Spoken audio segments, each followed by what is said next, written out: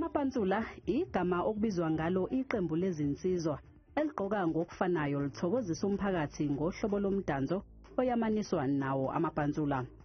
Amapantsula-ke axhumene kakhulu nomculo, ikakhulukazi umculo wekwaito.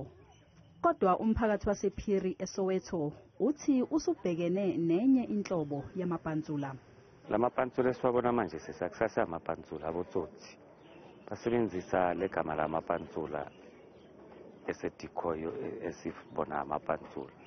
Bayagwazana labantwana. Last year bagwaze umntwana la eMapetlatswana bamkhipha indlebe.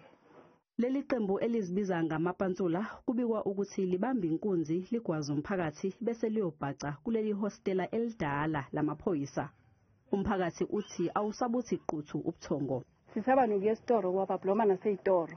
Kahle kahle igenge sinotivi namapantsula igenge ehlukumeza abantwana ehlukumeza umphakathi. Umphakathi uthi uzamile ukukhuluma nabazali balezi ingane kodwa-ke kwanhlangazimuka nomoya.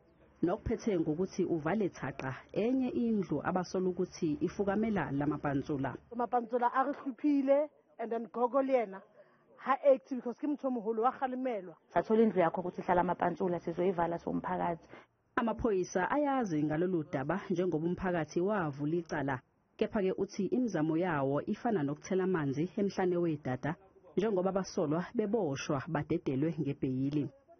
Like sicela ukusebenzisana namaphoyisa. Sicela abantwana abanganikezwa amabheyili because umnikeza ibheyili uyabuya futhi uya kuleya victim yakhe ayigwazile ayoyi-13. Emva kokuthi umphakathi uyibambele umthetho kubikwa ukuthi amapantsula ahlela ukuziphindiselela.